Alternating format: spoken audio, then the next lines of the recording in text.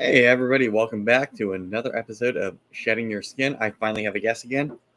It's been a while, and I haven't been here in a while on a Saturday. Normally it's just been me, but I got Ken from LMK backstage, and as my usual typical elevator pitch, go support USR. Boom, I am a bronze member, and you should be too. All right, so let's see who's here and who's giving us crap for being late. Let's scroll up. Stan, of course, you're always freaking first. Brian was good. You got Rob Michelow here, another PA guy. Thanks for tuning in. You're probably going to give me crap later in the chat. You got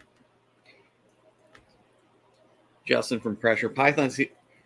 Him and Alexander are going to be on next week, so I'm looking forward to that. And we're always on the same shows like every week, but it's going to be fun to have them on, one-on-one, just like it is for Ken to finally be here because we didn't run into Penn State playing on the same day. All right, let's see. There we go. There's the crap from Rob about missing Thursday. Yeah, it was Thanksgiving. Let's go, Don. Thanks for tuning in. Congrats on getting those pickups. It's always nice to have Ultramel stuff. Oh, and I skipped past Nicole. Hey, Nicole. Thanks for tuning in. All right. Without further ado, let me bring in my guest.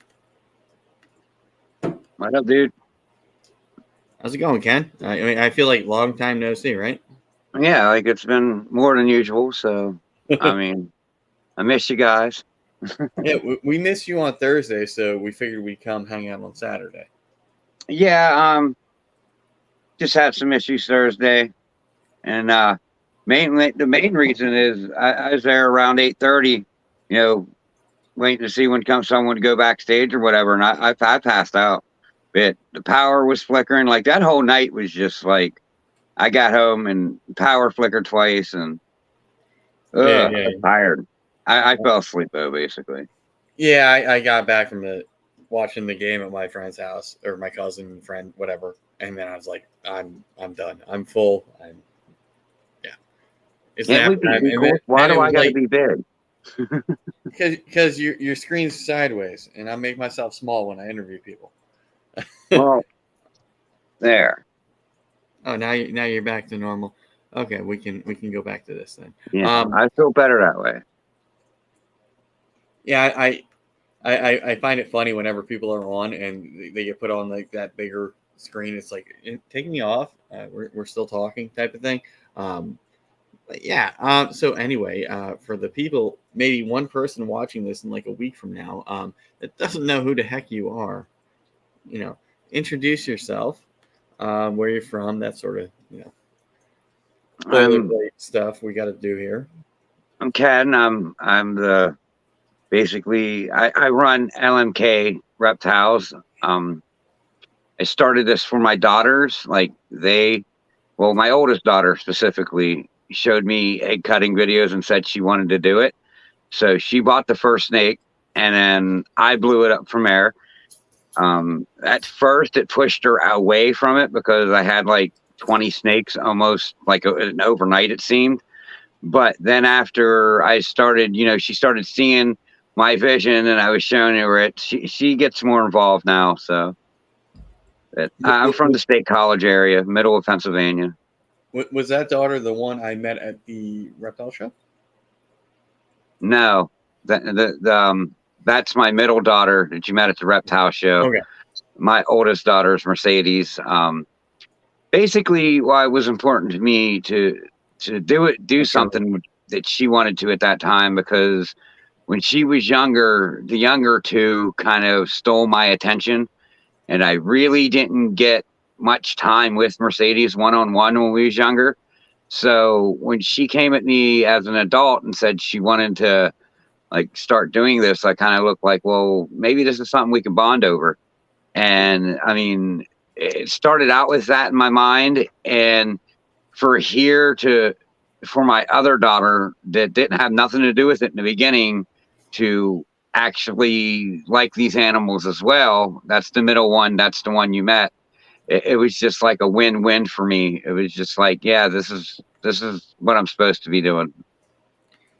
Yeah. So I mean, what was that ultimate thing? I know we probably talked about this before on various lives, but I have you here on mine. We're finally here. No Right. Wednesday today. No, last minute plan changes and whatnot. So I mean, what was that thing that, aside from bonding with your daughter, what was the thing that ultimately got you, sort of into these, animals, reptiles, things like that? Like, I feel like that's always a good story.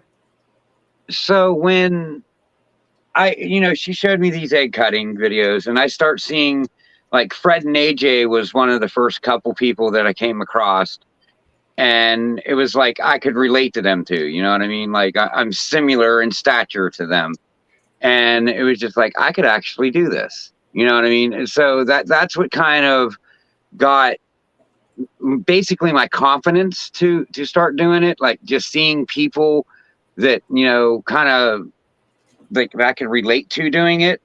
And then when you're searching these morphs and you see the endless possibilities of what you could do, I mean, it just grabs your attention. And another thing at that point is, like, I'm a former addict. I kind of separated myself from all them people's places and friends. And I really didn't got too many local friends up here. So I really don't do much. My life got a little boring. And then these things just added a spark right back into it. Like, just, I I related to these things, and just it took a hold of me right from the get-go. Just like, I mean, I knew this was something that I was going to just like, I was going to love, and I'm going to be doing this for a long time. Yeah. I mean, for me, I find, like, me, I was a weird kid. Like, I had the dinosaurs, Right. stacked up in front of me. Jurassic Park came out when I was like 5. So I mean, there's always been that, like, I like reptiles thing. So it's always nice to see somebody that gets into that, gets that sort of itch later in life, where it's like, oh, these Right. things are cool. Where they may have, spent their entire lives up until that point thinking, these are gross, slime, whatever, whatever stereotypes we have about these animals. And it's just really cool for me to see all these people, that I interact with, that come on here, that I meet, to have these different stories. So I mean, that's where I get excited about, because, like, for me, Right. I've always liked this. This has never not been a sort of normal thing for me, right? Right. And I think it's 6 or 7. I had I had a corn snake. Before that, I had anoles, things like that. So, like, reptiles have always been a part of my life. So it's been really cool to see people that come in, sort of after they're adults. Really. Let's I see. did have an iguana when I was like 20, and like, I was surprised about how well that my family took to it. But, like, it's not like that with these snakes. I mean, I've been doing this for almost a year, and my brother was here this weekend, and now, since he sees me doing it, like, he has a little bit more confidence, and he's sitting here holding snakes and saying, maybe I can have one of these. You know what I mean? This ain't too bad. This isn't slimy. This isn't gross. This is actually kind of pretty cool. So, I mean, just this weekend, it's just like I've kind of, like, seen another person transformation, the transformation in another person, from being, like, really hesitant with these things to, like, wow, these things aren't what they seem. Yeah, They're actually just like, they're a pet. yeah, Yeah. yeah, and I think, I'm of the age where the movie Anaconda came out, and Hmm. also Snakes on a Plane, and those are, like, the worst depictions of snakes in the history of cinema. Absolutely. um, so it's like, I had a best friend that was, like, scared to death of the movie Anaconda, and then he was scared to death to, like, come in my bedroom for a while I had snakes. Right.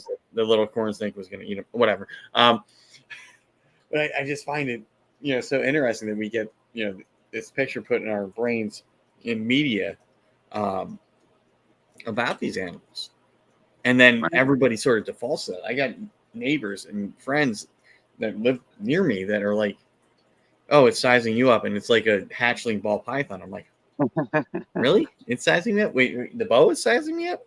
And then, of course, when they're over here, I'll be the one to take out all the animals. And I got some of them to hold leopard geckos and crested geckos because they are nice and easy and manageable.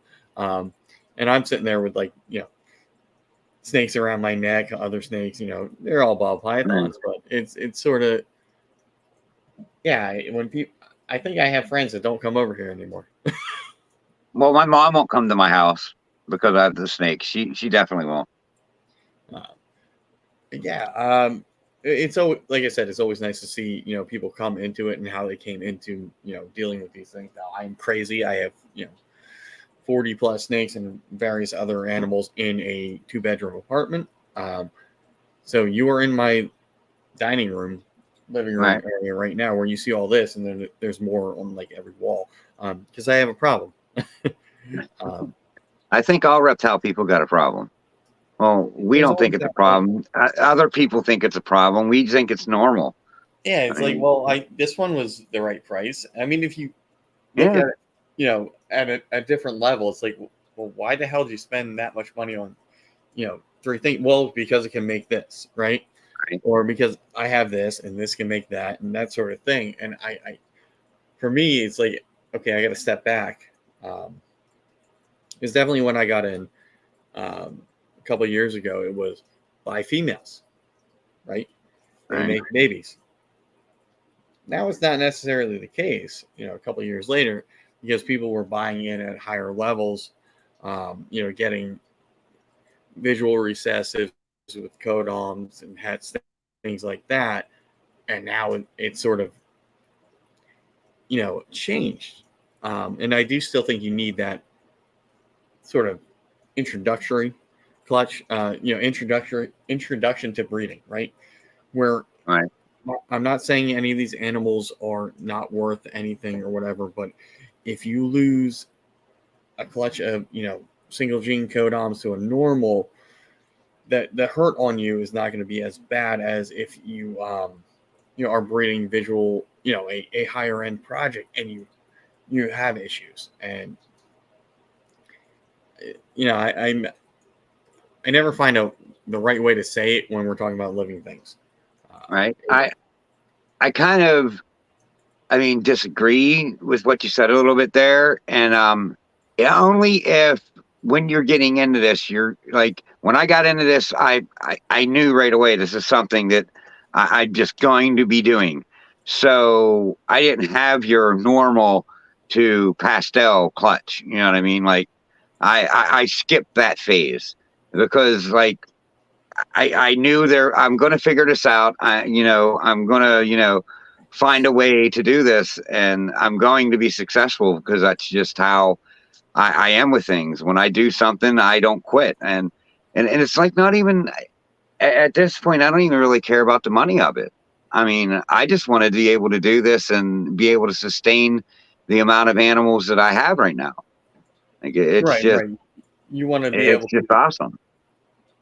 Offset your investment, offset, the cost of feeding, things like that. Right. I don't even care what I put into it. I mean, I got the enjoyment out of keeping these things. These things pulled me out of like just so many places like a year and a half ago. I was just bored in life, just it's not like I didn't want to live or anything. It was just like, man, I really need to find a direction to go with this. This life's getting pretty boring, and they gave me a direction. They gave me a purpose. Yeah, I distinctively remember being stuck here 3-ish years ago with a couple ball pythons, a couple other, reptiles. And, well, I can't go to work. I'm getting paid. Government's giving me money. And what am I doing? Like, the social life aspect dipped. Yeah. Completely. So I, started hanging out with a lot of people I call friends now via, the internet and social media. Yeah. And getting really into, the reptile hobby, if you will, or industry. And just, it's kind of crazy to see how many crazy people are like me. Exactly. There's more out there than you think. Yeah, and at least with the Pennsylvania people, like it's been awesome to like actually get to meet them. Shout out to Nathan, Infinite Possible Pythons with the hat, and Charlie. He's not in Pennsylvania, but he's in New Jersey. I got a shirt. But yeah, it's been nice being able to like. I got Bose on today. He's in Florida, but yeah, but he's still part of the group. And sure actually, the initial group that sort of like I got in with was Keys, Malaysia, usual suspects, or Sean, FNA, like those guys, and we've been talking. Like I go to look at like how long we've been talking, and it's been a lot longer than I thought. Right. It's like, man, it's been like 3 years now. But yeah, so I know I ramble. There he is. Like he heard me talk about him. We owe, like, I think the community all owes kind of respect to Keys because he started this community thing. Like I mean, when I come in, he was at full swing doing it. It was right before he got monetized when I come in, and he was like the only person doing it out there. Like he deserves the credit. Yeah, and what I do respect about him a lot is that he does and continues to bring in other people. Right. Sort of kind of what Gershon was doing, but he's taking that to like a new level, like where there's people that might be on a show that don't have, a big social media presence or, a YouTube channel, but there's they're there showing off, the awesome stuff that they make. Right. And it's really cool. And people get really excited, when they're on Hair Down Fridays, and even more so when they're on his Wednesday show. And it's just awesome. Balls and things. Yeah, he's the one that inspired me to, between him and Gershon, inspired me to do this show and my other show that I do now. And if it weren't for them and give me a platform, I wouldn't have a platform. So right. I don't know, but this with the platform, me starting this right from the beginning, it was just kind of like, this is how you're going to get yourself out there. You know what I mean? Like when you start making snakes, like you need every advantage. So why not start now? Kind of how I thought about it. Sorry. I'm terrible. I did not turn my phone off. That was my mother. Oh, you got to answer the phone for your mother. No, she asked about T-shirts that my dad was. What's up, zombie? So that can wait. And they know I do this. So I mean that's kind of cool. They'll maybe support in the background, maybe watch it when they're kill time. I wish they would invest in the animals. Right, just invest a little. Come on. Well, then they'll tell me stuff like, well, you wanted stuff for Christmas. You bought it in an enclosure. We could have gotten you that. And I'm like, well, you never, like, since I was a kid, invested in that stuff, right? Yeah, they got me pets when I didn't have, a job or whatnot. But like as an adult and being in this, yeah, they bought some T-shirts. That's really it. He wants one of them Freedom Breeder racks. Don't let him lie to you. And that's my logic. Or ARF. Why I don't ask. Because it's like the one year I asked for a dreamsicle. Well, you want, and I had the pieces to make them. That was a thing that would have helped. I had a het lab, pie, all that stuff. But it was like, well, every time I asked previously, I'm sort of like, no. Hey, Mark, how's it going? How's it going, Mark? And he also picks up some cool stuff lately. Yeah. He's like I said earlier, I would never know any of these people that are popping in here had I not been bored. Right. A couple of years ago and stuck home with my reptiles. It's like, well, apparently there's a thing called YouTube where people talk about this stuff all the time, and Instagram's a thing. So yeah, thank you to everybody for tuning in. And I know my shows are more conversational based over me asking questions, so I'll pepper them in. I feel like it goes better, right? Right. Darlene. Darlene has one of my snakes. She's got Hi, a Darlene. nice little champagne girl there. Sorry, I laughed there because Rob said this. Yeah, and that's something that my father would do. And then Right. then he'll come over here and like look through everything, and I'll explain everything to him about what's there, and he's like, "You spent what?" You spent what? Good. That's good to hear, Darlene. Um, Broomhilda. That's yeah, cool. right. And the other one was that nice champagne het pied male that went to Jessica. That is Kraft Mac. Oh, So Craft Mac. yeah, I thought that was all funny. But yeah, so as we're getting further, into this year, into going into your second year, right? Yep. You had Yep. 3 clutches, Yeah, 3 clutches for year 1. and you were making visual stuff straight off the bat, which that's really cool. And I actually got to be there for one of the clutch cuttings. Yeah. And that was kind of cool because a lot of unique stuff popped out in that one.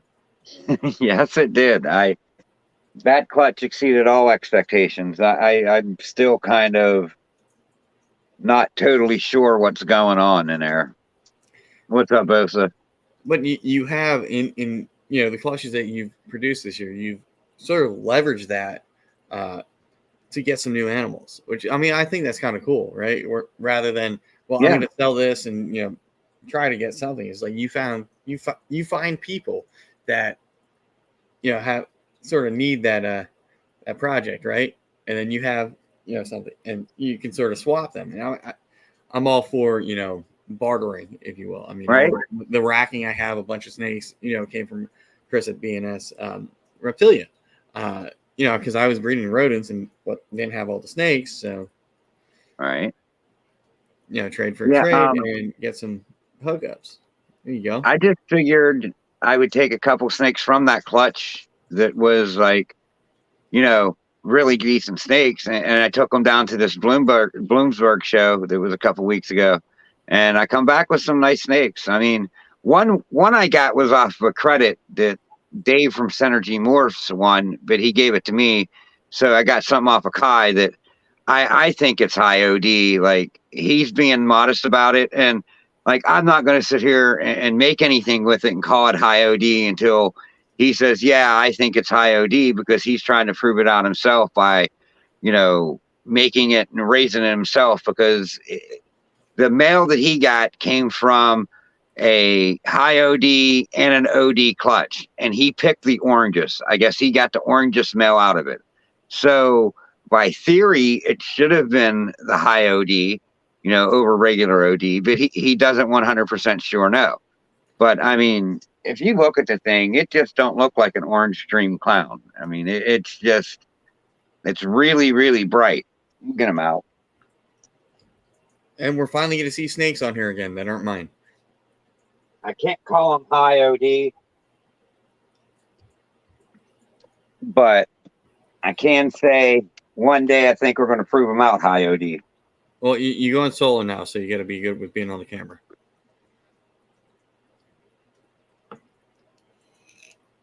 And it is clown. Yeah. So we want to make sure you guys know that that's why there's no, real alien heads and just the drippies.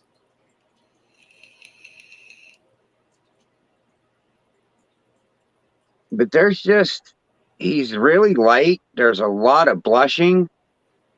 I mean, his body almost looks like it's pastel, but there's of course no pastel in it whatsoever. Yeah. I was kind of thinking that, looking up towards the dorsal, where you can see those little dots that pastel will have. But yeah, it's bright. And it's really clean. He's just a cool little guy.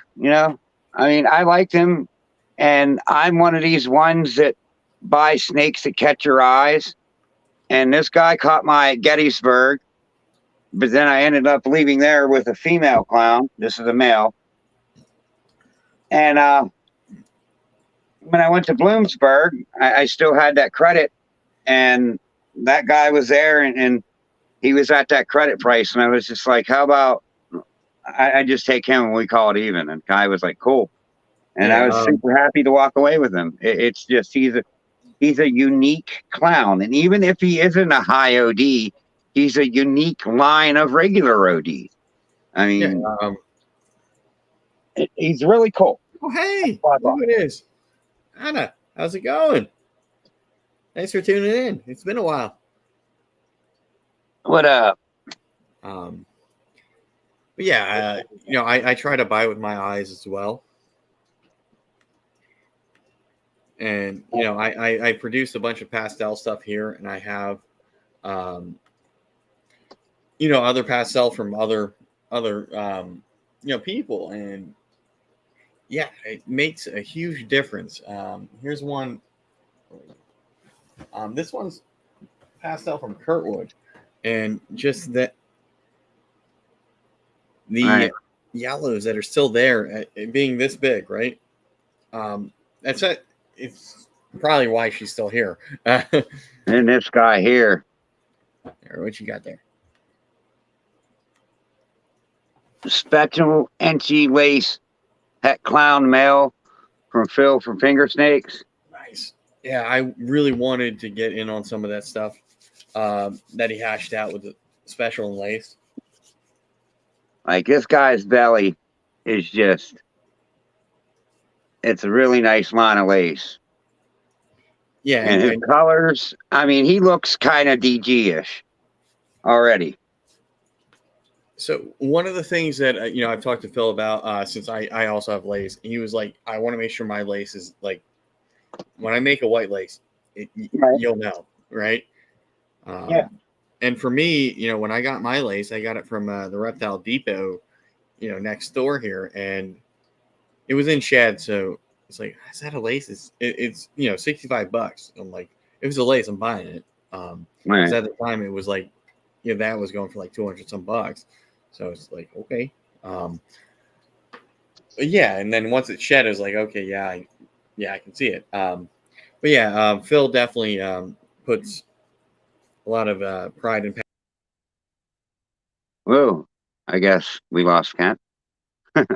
So just to go off of what he was saying about like bartering, I really think that bartering is going to be kind of more prominent in the next couple seasons with like, everyone producing the way they produced and the overproduction. So apparently, I found out when I go to wipe stuff off my laptop, it can completely change, what's happening here. So sorry, I disappeared for a minute.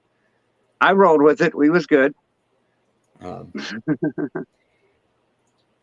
Yeah, it totally. Yeah, you were talking about like, I took those snakes to the Bloomsburg show and kind of bartered. I think bartering and trading is going to be, more often with the way the market is now. Oh yeah, I mean it's not actual money, right? What up, Jay? Hey Jay, thanks for the stickers and the pin there somewhere around here. But I got to run into Jay at the Gettysburg show. Yeah, I missed him too. Paul and Jay was together. I missed him too down there. A bunch of people were there. Sammy from Bull Python, Paul from Large Marge, Rob was there. I'm trying to think of who the heck else was walking around not vending. But I think that's it. But yeah, back to the lace stuff. Yeah, Phil was like, I'm going to make sure like that stuff's like the best stuff I can produce, and he's being really picky about it, which is fine. Well, I'm glad he was really picky because I got my hands on it now. So thank you, Phil, for being picky because it's awesome. And Eric says he's willing to trade his kids for snakes. I don't have any kids, so yeah. Well, yeah, we all joke about stuff like that, right? All right. So, I don't think I would trade my kids for snakes. I think I like them a little bit too much. I guess I'll keep them around. Yeah, and then you get to as your collection grows, your projects grow, you can sort of employ them for a bit. right? I mean, Mercedes does help out a little bit here and there, and it's nice when she does, and it kind of sucks when she don't. But it's just there's I got a schedule, you know what I mean, and I stay to it. It's just like Monday I do this, Tuesday, Wednesday, Thursday, Friday I do this. You know what I mean? Like it's more of a routine that I do with these things every day. I mean, every one of them at least gets the drawer opened up every day and looked on. Oh yeah. This one up here we call Miley. She's just one of them snakes that don't want to be touched. Like, and when my brother was here and I was, showing him, these snakes, I was like, now see, you do have ones that are just, not workable with you. You can't, pick them up and just be like, oh, hey, let's chill, so you're able to tell if you have an asshole to a cool one. And like they all have personalities.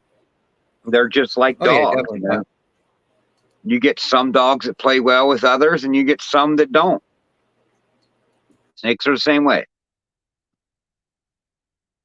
I'm on Wi-Fi. Hold on. Sorry again, guys. Apparently my wired connection is not wired, so let me. I'm back. Oh, I'm gone. No, it didn't work. It's too quick. Unless Smoker took my power out again, and I'm on like a cell phone. Give me 1 second. Sorry, everybody. I'm doing my best Garth impression off Wayne's World. I feel weird, guys. I can't keep that going for long. I'll laugh too much. Glad he's back. I think we're back. Now I did an entire live with Malaysia where I was like this, and I think it's still that way. Oh, okay, it came back. Good. That was awkward to tell.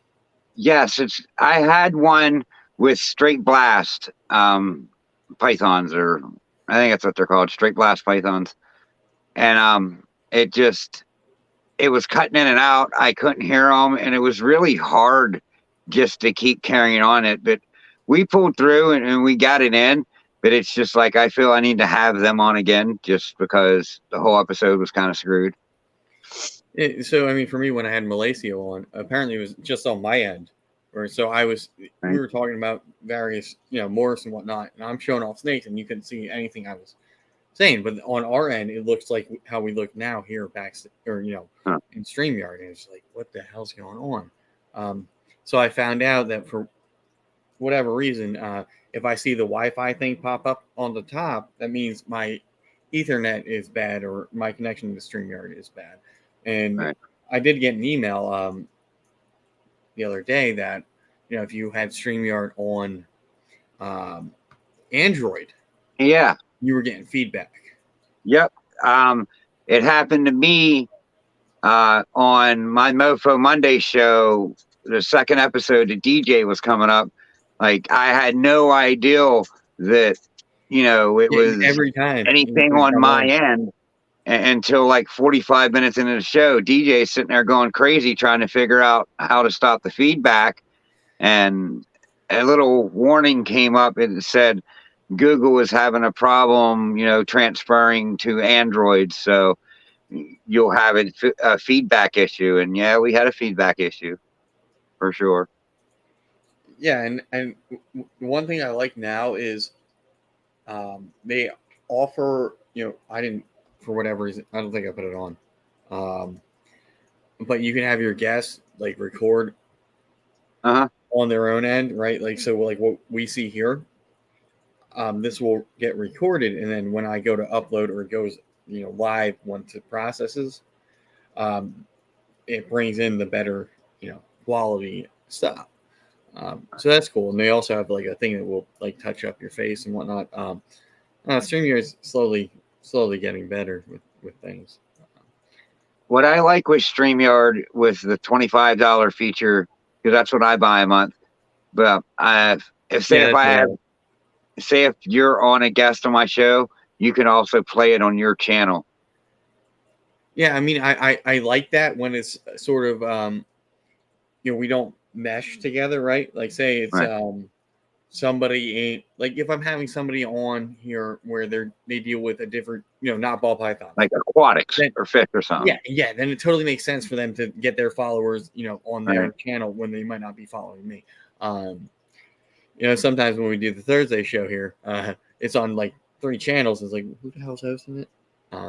Jay, you were cool no matter what. I like crested geckos. Danny from DTMG loves crested geckos. Actually, just upgraded an enclosure for the ones I have. My only Black Friday deal, a $250 enclosure setup, everything, $75. So that wasn't terrible. I just wanted the actual terrarium, not all the other. I've been reading up on Uromastics, and they're not that hard to take care of. They just really need that stupid hot spot. It has to be like the right level because they're also dumb, and they can burn themselves. All right. But they are really cool. Yeah, you just gotta get your heat emitters right. Yeah, and if you have everything right, and then there's a couple different lines. I mean, they have locales like Niger, Mali, places in Africa where they're from. And then there's, I forget what the heck it is actually called, and Jeremy Baud works with them. But it's sort of like the fancier line. Those look really cool. I don't know. I held it was an orange and red one down to Gettysburg show, and ever since I held that thing, I just been kind of reading up on them and looking into them, and I really think that's the lizard that I'm going to bring to my table, because as we was talking about on the RWO show like a week or two ago, I just feel that if I want to vend shows one day, I'm going to need like a pill to bring people to my table for the ball pythons anyways, because if you have ball pythons, like there's 100 other people that's going to be vending ball pythons. And if you have something else that brings them into your table, maybe they might look at your balls and be like, hey, let me get a ball python, I guess. Right, but at the same time, with certain lizard species, they do produce a lot of clutches and multiple clutches per year. Like bearded dragons, you can have a lot of babies. With geckos, this is why I have leopard geckos and crested geckos. It's only like 2 eggs per, clutch. Yeah, the thing. Okay, like 1 or 2 eggs per clutch, something like that. It's not a lot of babies, right? So it's manageable. Whereas, bearded dragon's 40. I mean, it can get to be a lot, but I do like that you brought up diversity on a table, right? Yeah. Ball python. Slightly better ball python. More ball pythons. I mean, that's what. Lightweight less ball pythons. Medium, good. Medium, good. Medium, low, good. I mean, it's just. But what bugged me is like where I was at, you had people coming to see Chris's colubrids. Right. And you had scaleless corn snakes there and black pine snakes. Yeah, which are nice. And everybody's looking at that black pine snake, taking it out, handling it, and nobody bought the damn thing. It's crazy. Yeah, it's like, you keep on talking about these things. For people, pet buyers that don't want to see ball pythons everywhere, you had plenty of stuff right there that was really cool. That a couple of years ago I would have, so cool. And Mexican black king snakes over there. There was a blood python. I'm pretty sure there was a monitor. Like in our little area, Chris BNS, me and Brad and Kevin from 4S and Nicole. In that little area, there was a lot of variety. I agree. I thought we could have done a little bit better on some of the more variety stuff. Brad sold the king snakes for like, I don't know, $50, but they moved really quickly. And some of the other stuff, it's like, you're coming to look at it, and I felt like when I was there vending, it was like, this is like the free zoo, or like the $10 zoo. People are just coming to see this stuff. All right. Start charging them to hold animals. I was about to start charging for pumps of hand sanitizer towards the end there, because we were right next to the ASF table. Right. And so everyone would, for whatever reason, come to our table, not really be interested in the animals, but use the hand sanitizer. 25 cents a pump. Yeah, Eric, I want to see that about as much as I want to see Ken do the truffle shuffle again. What if we get to 20? I guess I get. It's his thing. I think that would draw people in, Eric. I mean, I think you do really good doing that, All right. especially with them coconut tits. I don't think a coconut would fit on his tit, but anyway. I've seen some pretty big coconuts. All right. So, all right, we sort of, I get lost in the conversation sometimes. So I'm gonna. No, this damn phone autocorrect. So, you've had your 3 collections. How many? I don't think we actually got to this. How many snakes do you have currently? Oh, You got to count? No, I know how many. I just gotta add. Wait, no, I do gotta count. 8, 9,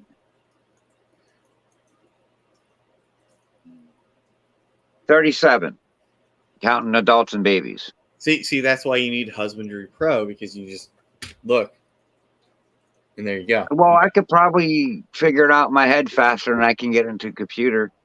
I don't know. I gotta count and then figure Now, out I see which ones don't have the labels on them.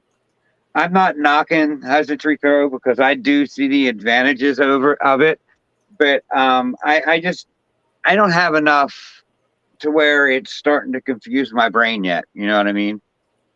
Like when I have too much to keep track of, then Husbandry Pro is going to be a very good option. But right now, I can still keep track of everything.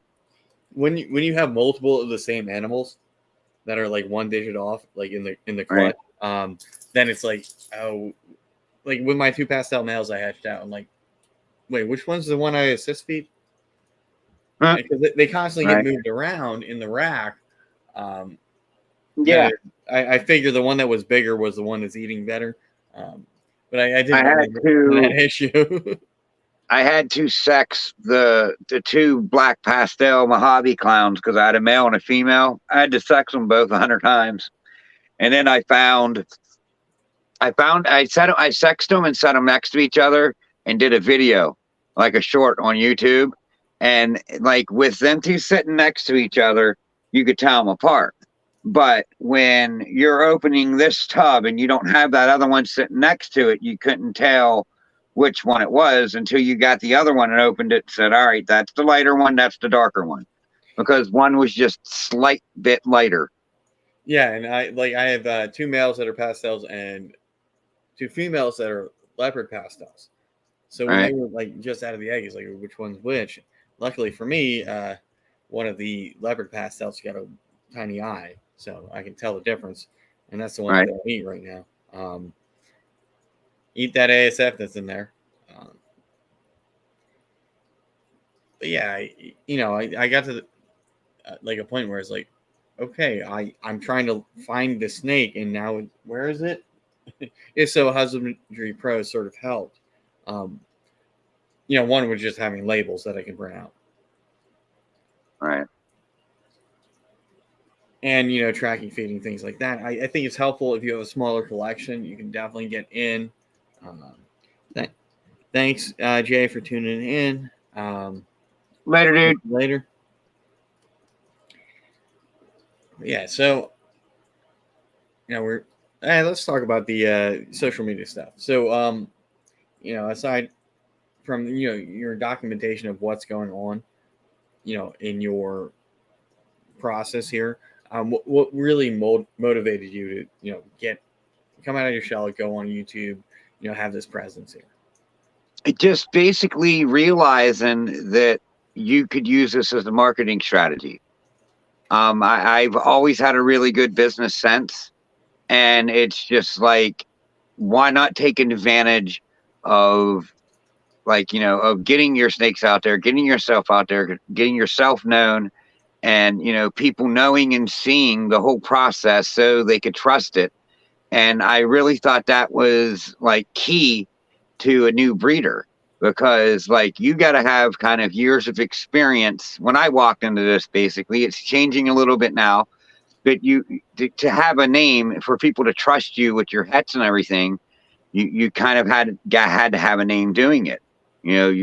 Because there was, everyone had a horror story out there about, how they bought this normal that was supposed to be, het for this or this, het for that, and it never proved out to be, But I thought it was just going to be a key part of something that I needed to do right from day one.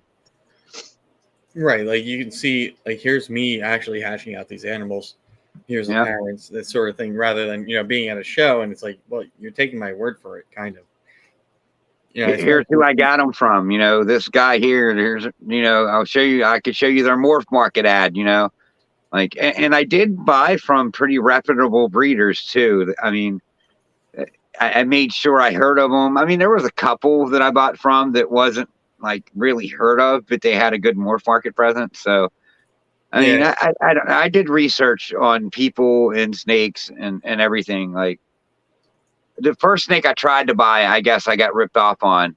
I sent $100 to someone for, it was supposed to be a pastel clown female when they was going for like $600, and there was a banana chocolate het clown male, and it was like this rehoming place, and they said shipping will be about $100 for the two of them. So I sent them $100, and never they got ghosted me. snakes. Yeah, they ghosted me.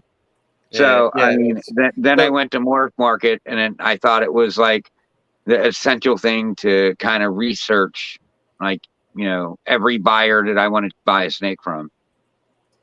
Yeah, so with the exception of 2 or 3 that I have here, I've been to their places. Um, initially, I was getting stuff from like Brian Barczyk, China Dynasty.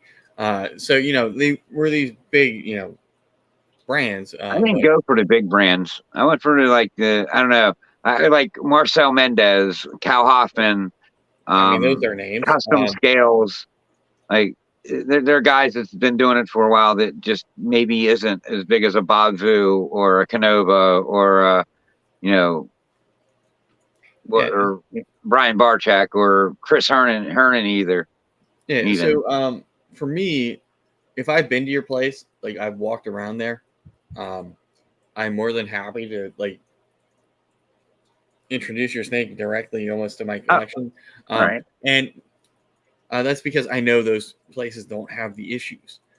It's when I have something shipped in from somebody I don't know, I don't trust their collection, or it's new to me. Yes, they go get quarantined, but if it's from Chris or Kai or Ron, I know what they do. I've seen Right. Those rooms, and they don't have issues. So they don't go directly in the next to everybody, but they go somewhere in my main rack. And I know that's sort of a no. You got to quarantine it for forever. I bring in Right. other animals. If something's airborne between rodents or any species, I can run into that issue. Or my dog brings something in, or I bring something in. No matter of quarantine is going to stop that. But anyway, my little rant. Ran away. Ran away. And again, we were coming up to like the hour show, and my dog is doing her thing. So for the next couple minutes or so, I'm gonna put myself on mute and let her go outside because she hates me. And when I do this, and if you want to show off any snakes, talk about stuff you have for sale, things like that, this is the pitch you. I really don't have nothing for sale. Everything's spoken for. Like I said, like this has worked for year one. People's reached out to me and has gotten, they drank the Kool-Aid. And Nice.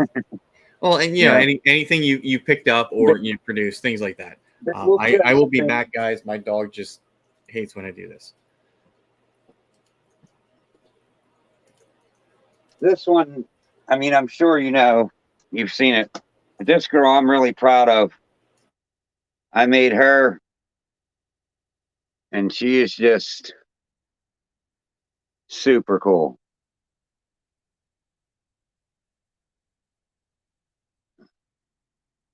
I mean, talking to people about Grim, they say they have black tails, and her tail is just black.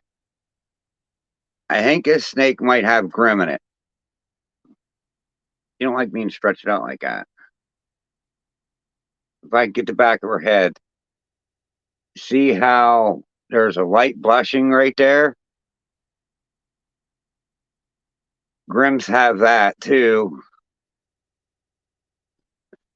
I can't prove it out. I mean, maybe it's just a leopard black pastel Mojave, but she's staying here. She ain't going nowhere. It's also pos het hypo. But this girl just keeps getting cooler and cooler and cooler as she sheds. Love her. We haven't gave her a name yet, but she'll get one. It just gets darker right near her tail. Whole pattern does. As far as belly, it's white, just some jaggeds.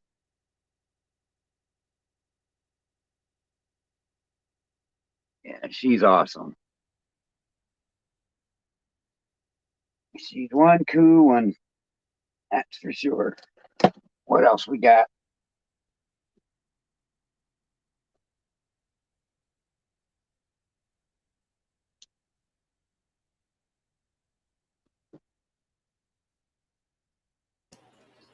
All right, I am back. My dog just.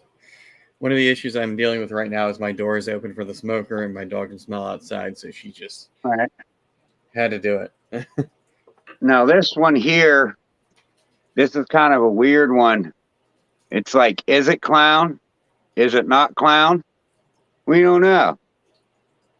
But its body looks like clown.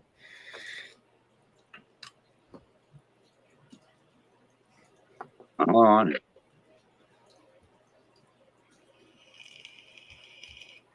It don't look like clown in the head, but the body does.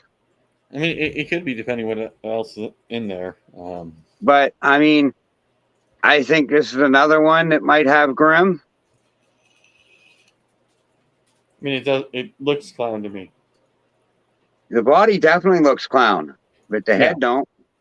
And that's where I'd go by. You could have something else that's messing with the head stamp that looks clown. Well, the only known genes are leopard, black, pastel, Mojave, and it don't match. I mean, I guess it could be leopard, but I mean, I don't see leopards that do all this. Yeah, this is a pretty cool one. She's a female too. Yeah, I mean, yeah, just looking at the body. That was the one I said was wonky when you hashed it out, I think. Yeah. Oh, pull that out. That's why she's looking a little better today. She just got a shed. Nice. All these are getting collected and getting tested for hypo because they're all pos het hypo. So Charlie's going to be getting a shipment of tests for me here soon. Yeah. So what are your thoughts on shed testing? Like, when should you do it? When shouldn't you? I mean, if you're curious enough and you want to find out without breeding when they're small, you do it. I mean, if you want to breed it out and you want that surprise yourself, then don't do it. I mean, I think it's a nice tool to have. Oh, I mean, I think it's something that should be put in place because a lot of these POS things, like, is it yellow belly or gravel coming out of a highway? You can't really tell. And I think that's, especially with codons. With codons, it's amazing. But I texted RGI and they're testing for Orange Dream now. And I haven't gotten an answer back yet, but I asked them if you could tell if it's high OD by failing an OD test. Like, if it says it's not OD and it can either be high OD or OD, if it come back not regular OD, would you consider it high OD then? And that's just a thing I'm going back and forth with Kai on. I mean, that's certainly like a thing I'd be interested in, right? Like, is what I'm seeing here, like in a high OD, something like that, is that genetically different than a regular OD? Yeah. Or is it just that Ozzy has, and I think I'm leaning towards this, that some of these guys just found the best cream of the crop and just sort of paired them together over multiple generations of ball pythons and sort of hit these awesome looking, lines. Barnhart Black Pastel. Everybody's got their own fire line, things like that. Everyone's got their own fire line. But I do think a lot can be. So if you hatch out something, let's say you got, I don't know. My theory has been from the beginning, and it's just a theory because I haven't proven it out. But the reason why people are getting like so-called their own lines, they're taking like supers and breeding them to supers and getting like their own lines of stuff that's not compatible. It's what it seems like with the me, anyways. Well, I mean, there's like with Xantic, that stuff's not compatible, but with Fire, Pastel, various other ones that you can mix and match. It's sort of line breeding, like we see in lizards. Crested geckos. There's not many actual, genetic traits. It's just color patterns that are bred, down the line to have these sort of like, okay, this one's a Harlequin, this one's a super Harlequin. Right. With bearded dragon, citrus, you have these various coloration things going on, but albinism, leucism, those things are still there and present. In lizards. So it's like, how much of this ball python stuff is more closely related to we just found these cool patterns and bred them in, or is it a genetic anomaly like albinism, hypomelanism, something like that, where it's like genetically related? Like, why do I have blue eyes? I think it's just all from line breeding. I mean, you're putting the same genes together, and it's creating a better looking line of that gene. And they're keeping that better looking super and putting it, and to other things, and even defining it more. I kind of feel like you could define your genes, just keep putting them together. And what I kind of want to do when I make super gravels, I want to find someone that got a super gravel and trade them up a super gravel. So I'm getting two different lines, to make, so I want to try it with super gravel. It's been something I wanted to do in the beginning, but my gravels also have het clown and het ultramel in it. So I'm going for a super gravel ultramel clown. Yeah, I mean, my gravel's got het clown in it. But I mean, at some point we go back to, a snake that looks like, this that started it all, right? And something from this. It all came from that. Everything that we know. And this one's actually het pied. So. I mean, I wonder how the first albino came. I mean, it had to come from a het to het pairing. You know what I mean? But how did that form? How did a het albino form from nowhere? I mean, it was there. The genes were there. I mean, we have albinism, things like that. So it's just like, how much of that, for me, is how much of this stuff is like genetically related, right? Like, I can test for, okay, yeah, this is going to be, let's say trick or hurricane, whatever the hell you want to call it. They're all similar in my opinion. Like static acid and confusion came from the same clutch. Yeah. I mean, like, is that something that exists genetically, right? Like, we can isolate that, or is it just like a pattern mutation over time that sort of like we line bred? I mean, all dogs came from wolves, and look at all the different messed ups we have. Anyway, that was a big drop off. They don't like my rant. But yeah, I do think that genetic testing does have its perks, right? Like, I may have a desert ghost, possible het hypo, and to know that would be desert goes 100% het hypo. That is very useful. And Right. preparing. Same with my acid het clan is that het pied, also useful. Right. Well, I got one of my females in the free DG testing, so we'll see how good of het marker she has. And the other one I have is the same. It's a sister, and it looks exactly the same. They look like twins. They were supposed to be a male-female pair, but it was two females, and they look DG, then. They look the same, and so they're both the same genes. So I mean, I don't know. We'll see. Yeah, we'll see what. For DG, that's why I got 3 visuals, or 1 and 2 coming. Just so it's like, well, there's no they came from DGs, so there's no C. Have you looked at that DG chart that they released with some results, the beginning results that they're releasing? I mean, they released like right around 100 of them that they ran through, and they released the results of them on a spreadsheet. Yeah, I Did mean, you look through that? The spreadsheet. But I don't think too many of them wound up being like, the sky is falling with the gene. No. What we had like 5 in the history of the entire freaking thing existing that didn't make a DG. Right. And if you're doing head to head, there's never a 100% chance that you're going to make. Begin with, yeah. You're never going to. There's a chance that you're never going to make that. Excuse me. So that's why I like doing visual to visual stuff.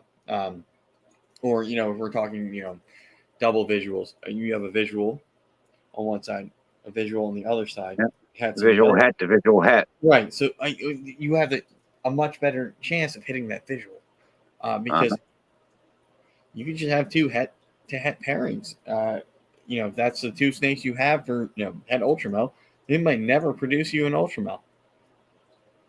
But a visual to that het, that might. And what else you got to? What else you got to understand that your odds are per egg. It's not per clutch. Your odds are per egg.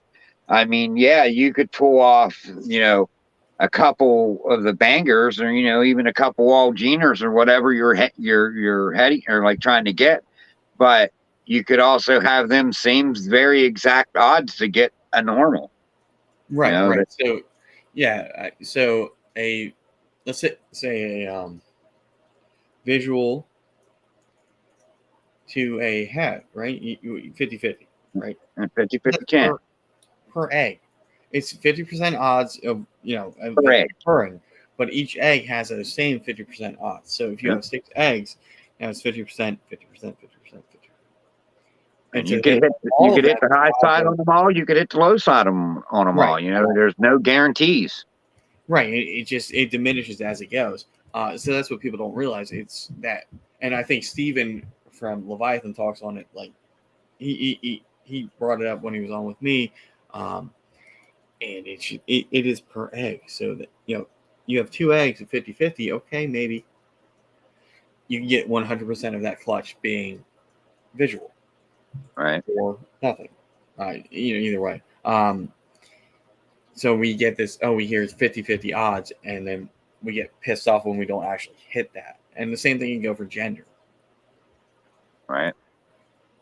Let's see. Oh, Charlie texted me something about a project we're working on. Sorry. Other Charlie. This Charlie. Yep. I said my phone. Couple Charlies, couple Kens. I think there's only one Kent so far. I haven't met a second Kent yet. No, there is one. There is? Oh, all right. There's also a craft who people confuse me with.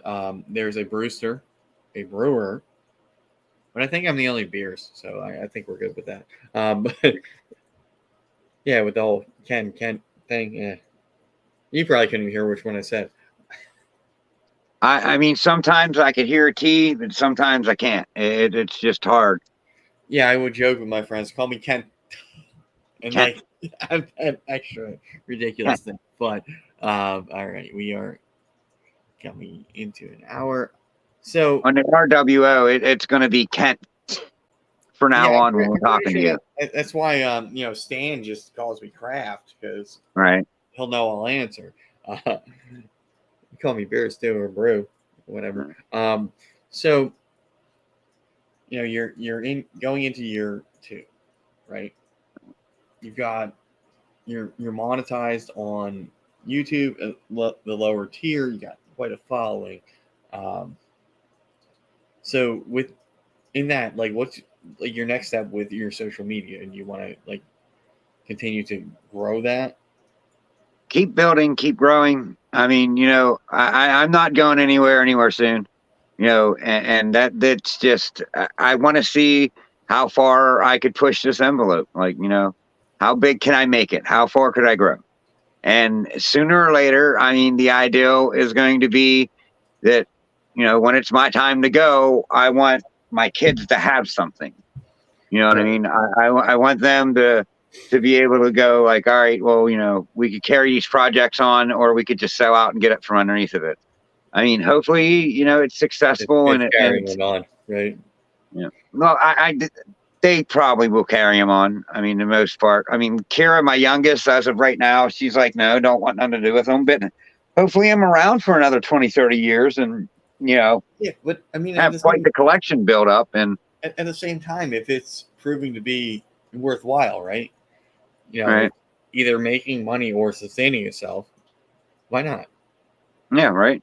I mean, and it's fun to do. And I showed, and Mercedes is into the fun of this. She really liked the cutting the eggs this year, and she wanted more. Of course, she wanted to do more. Like, but it is what it is. But they see now what I'm trying to do, and they see that I can handle it. They see that it's not, just like totally exhausting and in no way, too hard to keep up.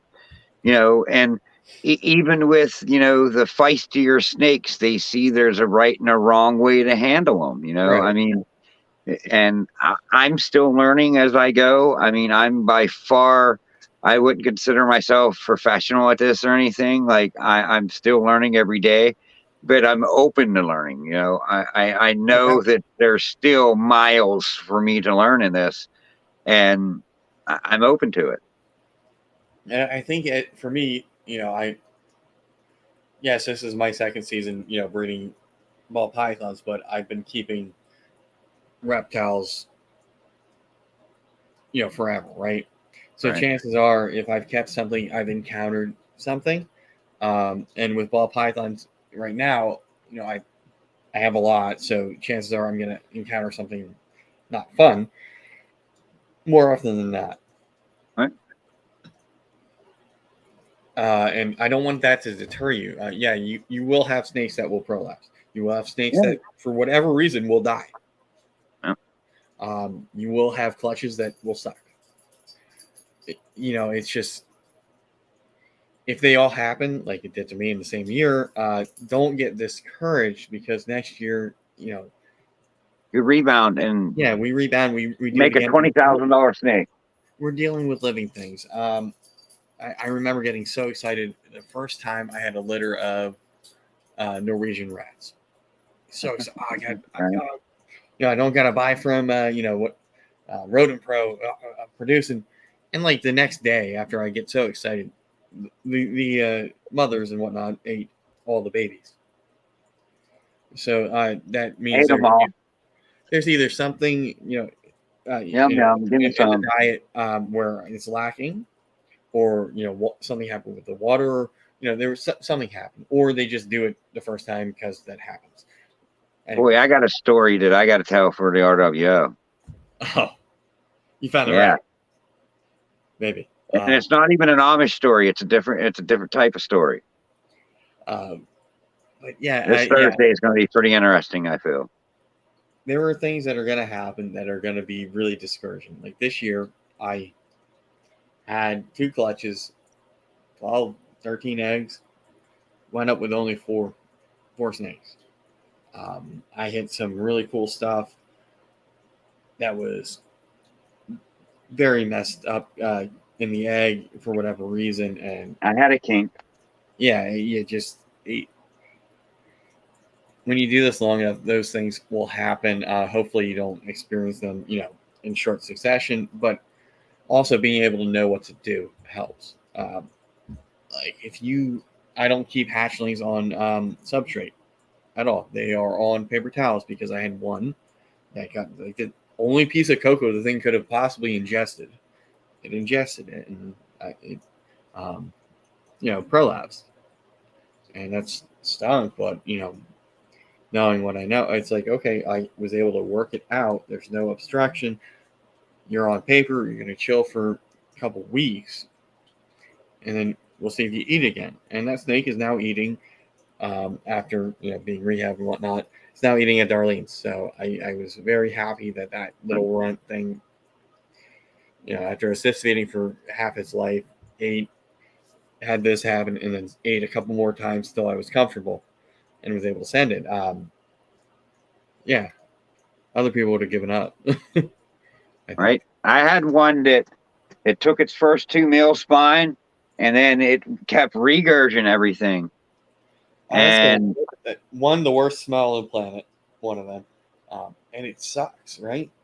Because now, and I put him back in the incubator. It just having that dark heat like that, I guess, helped him out, because all of a sudden he rebounded and now he's doing fine. He's just as big as his clutch mates now, because he's eating and growing and moving and coming out and playing, participating.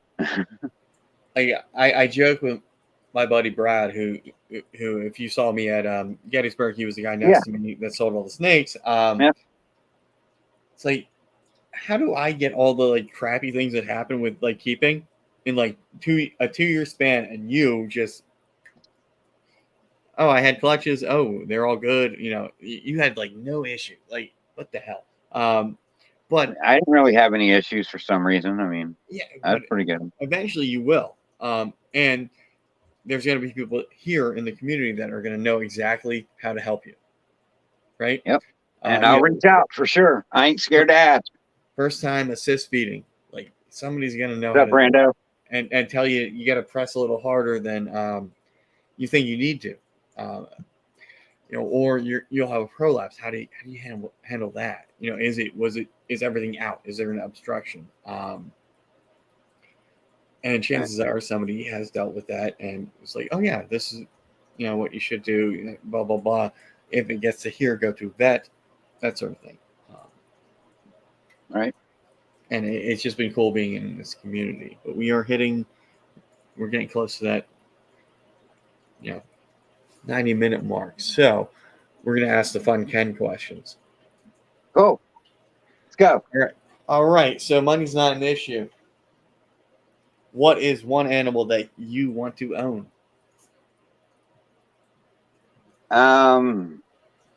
The green tree python, for sure.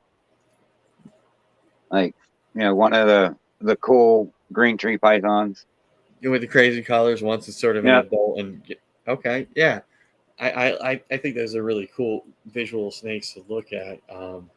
It would just be something that would sit in a tank. You don't really handle those, but man, wouldn't it be cool just to have one of them sitting in your house? And then Brad, or I think it was named Brad Clark. He used to come on with us, that old guy, all the time. Oh, had that green tree that he can handle. That would just be so cool. Man, I hope he's okay. I haven't seen him in a while. Yeah, I haven't seen him in a while. But it was cool that he could sit there and handle that snake like that. You can, and for me, it's like that sort of okay, it's got I'm a ranch, it can go on me type of thing. But yeah, those are really cool, especially the colors. I don't know if I'd ever want to breed them, because a couple guys I've had on that do breed them are well, I heard they're really hard to start going. It's really hard to get it just right. I don't know if I would breed them, but I would for sure want one. Oh, them's got big teeth. All right. Well, that was something that was legal to own and is legal to own. What's something that an animal that's either endangered and legal to own? What's that one thing for me? It's a freaking tiger, right? What's that I animal? mean, when I was younger, I always wanted a black panther. I think that'd be cool. All right. I Favorite just thought dinosaur? it'd be cool to walk around with a black panther on the leash, be like, yeah, yeah, he's my friend. This is my friend here. All right. Since this is a reptile related show, favorite dinosaur? It'd have to be a velociraptor for sure. They were pack hunters. They were like the wolves of the dinosaur age. All right. All right. Let's see. What else are 10 questions? McDonald's or Burger King? I know you asked that one. Um, Depending on what I'm in the mood for, because I like certain things from McDonald's and certain things from Burger King. That's why I asked the question, because I have things from that I like from both. I mean, That's why you gotta ask like McDouble or like the Whopper or whatever. You gotta be I'll specific. pick the Whopper over the McDouble.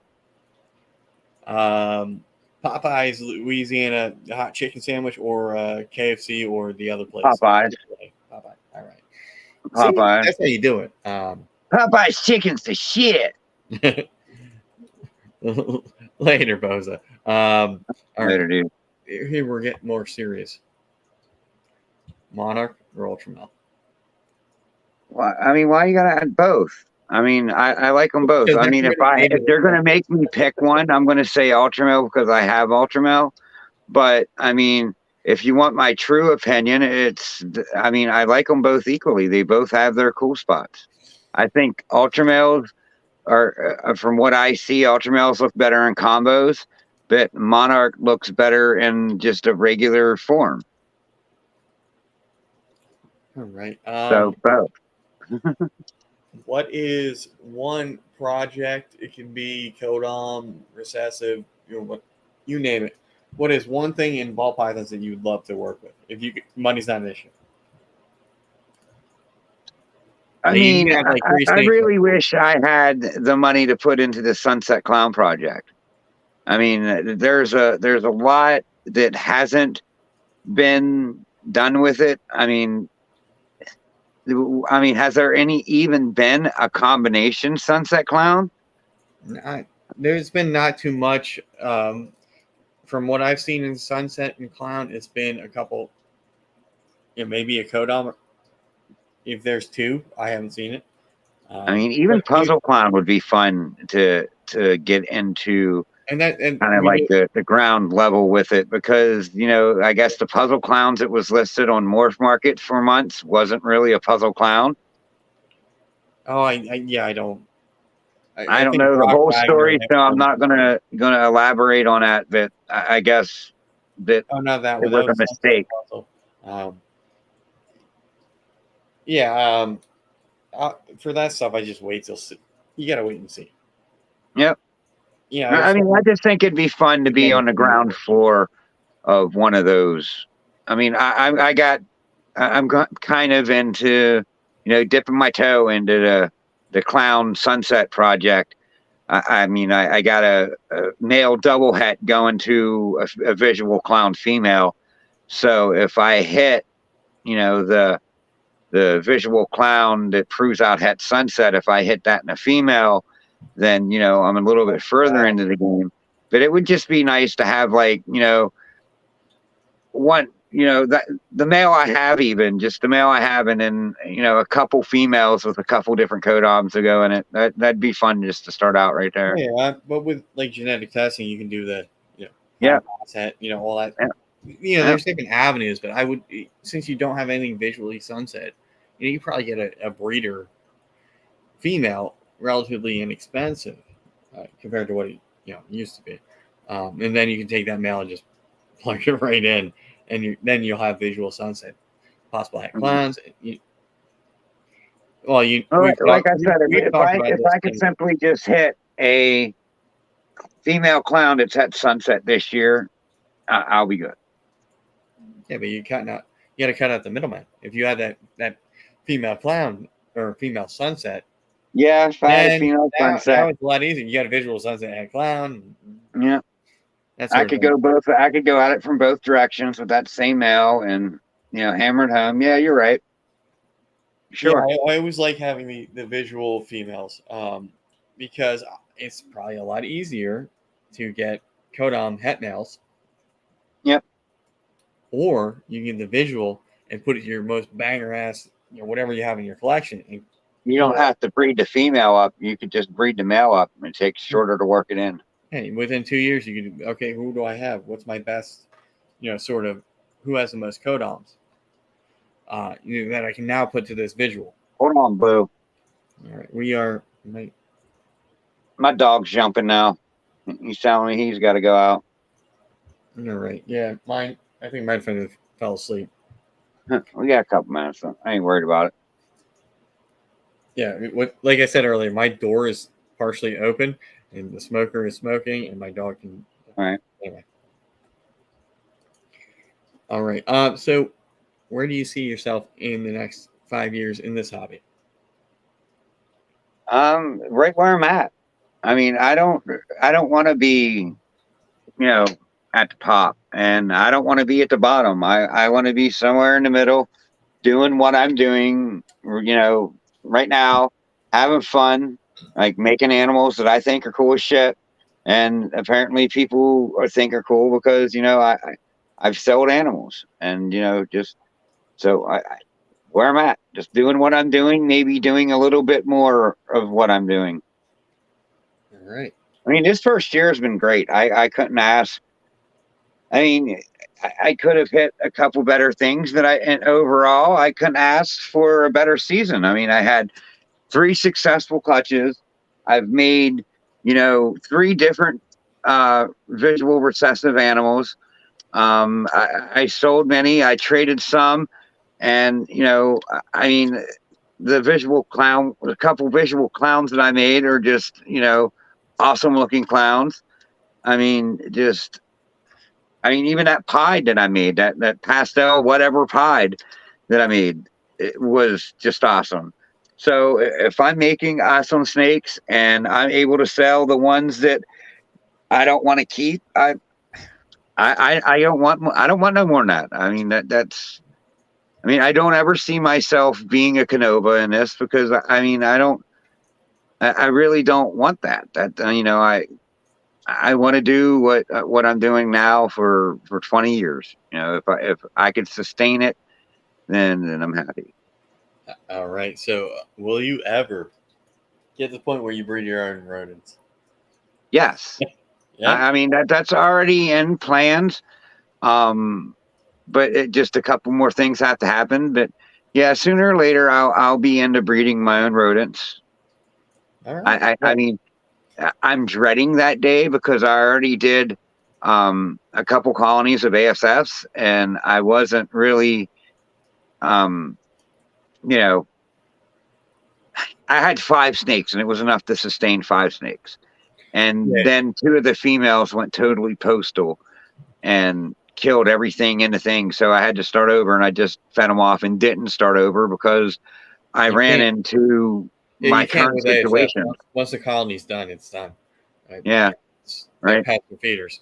But yeah, if there's anything that I would recommend to anybody that has like 40 some snakes, raise your own rodents. It's like 25 cents per rodent compared to I paid $4 for a freaking small rat just so my acid could eat. Right. And I'm like, I can make an entire litter, to feed her, and I had to spend that much money on top of what I already do. So, yeah, it's definitely something I recommend having ASFs, mice, and Norways. Different sizes. Norways kind of suck because they get huge. So ASFs is probably the best bet for ball pythons specifically because you can have the entire you know life of that ASF from pup, pink pup to adult that a ball python can eat. With Norways, they get big. Right. Well, I got my Chris in central Pennsylvania. You've got your Chris over there. I got my I got me. I only got center. to go I to got my center PA Chris from CR Reptiles that helps me out with really cheap rodents. And yeah, I mean, I can't complain. I'm super fortunate to have him. That's for sure. All right, man. We've hit that 5:30 mark. You know, that hour, even though I was late because I can't download stuff. So with that being said, check me out on my Tuesday rant show, news show. All things considered on Tuesday 7:30 a.m. That one is live, and then Ken is live later that night 9:30 at the Let Me Know show. Then we hopefully will both be back for RWO on Thursday, and whatever scattered shows we pop up on in between. I hope everybody had a happy Thanksgiving. Um, Gobble down some turkey if you're a hunter. Turkey here. I hope you shot a turkey. If you're in Pennsylvania, hopefully you got a deer earlier today on first day of rifle. Hopefully you enjoyed this time off if you got it. If you had to work, if you're in retail, I feel you. I've been there. It sucks. But you do bring home bang for these weekends. Ken, you have anything you want to leave off with? Just keep pushing, keep grinding. I mean, it's going to get better before it gets worse. Keep grinding. All right. So we will both see you on Tuesday and then together on Thursday. But thanks everybody for joining. Thank you all for coming. If it's your first time shipping out any reptiles, you can use code Robin60 for 60% off. But don't do it right now because it's not a great time of year. But when they say you can ship again, use that if you haven't. And we will see you next time. Peace. My thing, and hopefully I click the end stream button at the right time, and we'll see you next time. Yay!